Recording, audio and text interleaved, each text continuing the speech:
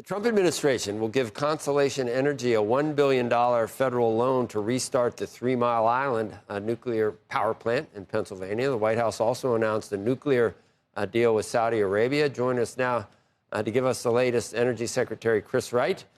Good to see you, Mr. Secretary. Good morning. Thanks for having me, Joe.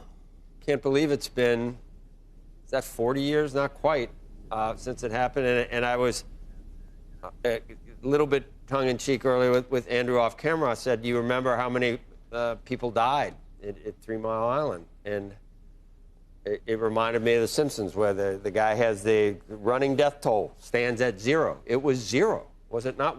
The reaction and what it did to the nuclear power industry was kind of mind-boggling. How did that happen? It was. It's just much easier to sell fear than to sell reassurance. Of course, it was an early reactor with some bad designs and a human error, but that shouldn't even be possible to happen. But you're right, even with mechanical system design problems, human errors, no meaningful radiation was released, no impacts on human health, but it scared everyone. And the China Syndrome movie was out then, and we had a society ready to be fearful of nuclear power. Fortunately, now we've got, 70 years of data from nuclear operating. It's the safest way to produce energy around the world, and we have far safer designs, operations, and experience today. So the reactor number 2 that had that failure, was long ago permanently shut down.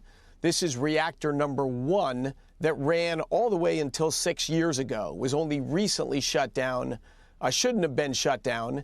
And now we're working with Constellation Energy to get that back up. The United States needs more affordable, reliable, secure energy.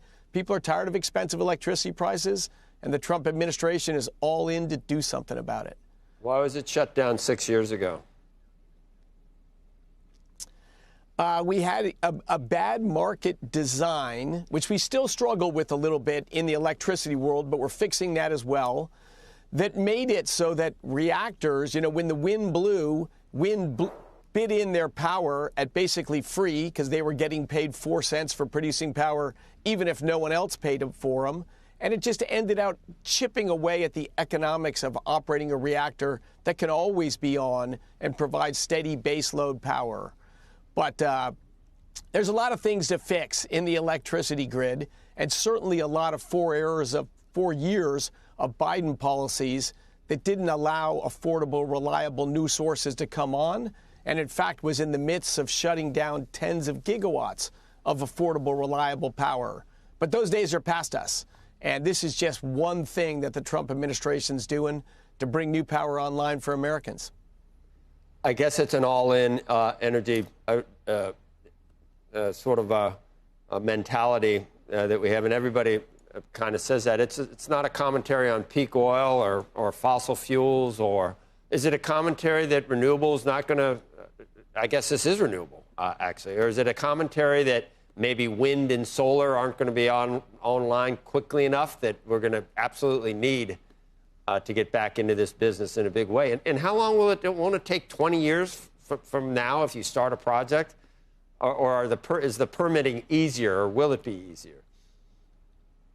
No, this new power plant will be on in about 18 months.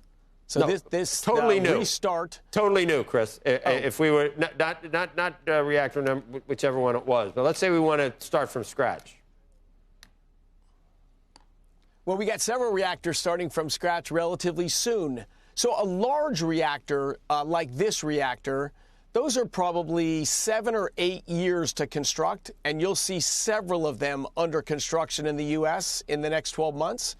But some of the small modular reactors you're going to see go under construction next year, they'll only be 3 or 4 years.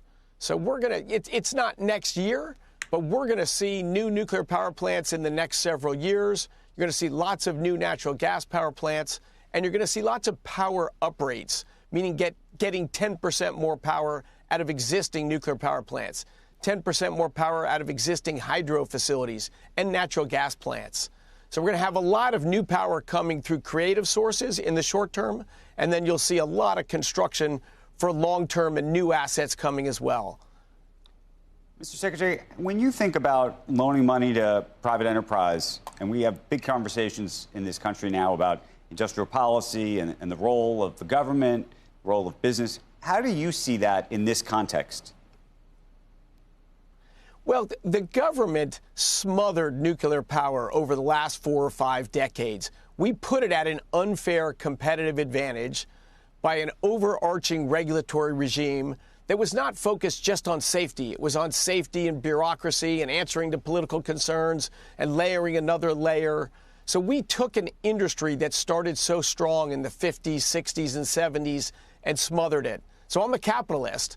But what the government needs to do is give nuclear a fair playing field again, which is reform of the regulatory regime, reestablish the nuclear supply chain in our country, and bring private capital back into nuclear power. And there's huge interest for private capital to come back in.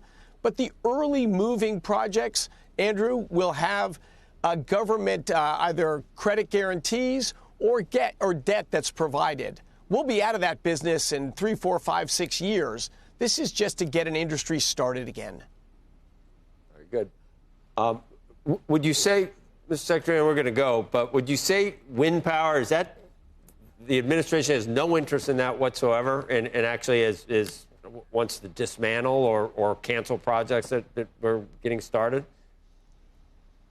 Well, the track record's been pretty bad. You know, we spent hundreds of billions of dollars as subsidies for an energy source that's sometimes there and sometimes not, and you don't know when it's going to be there and when it's going to not be there. So the main goal of this administration is to stop subsidizing, stop paying people to put power on the grid that's guaranteed to make electricity more expensive and our grid a little less reliable. Does that go for fossil? That's always the rap, Mr. Secretary. Sorry to interrupt you. You know, that's always a rap from the left that, oh, well, the biggest subsidies go for oil, you know, fossil fuels. Those are being phased out as well? They don't. There are no meaningful subsidies for fossil fuels. And, yeah, absolutely, we don't want to subsidize that. We want it to compete in the marketplace, drive down costs all by itself.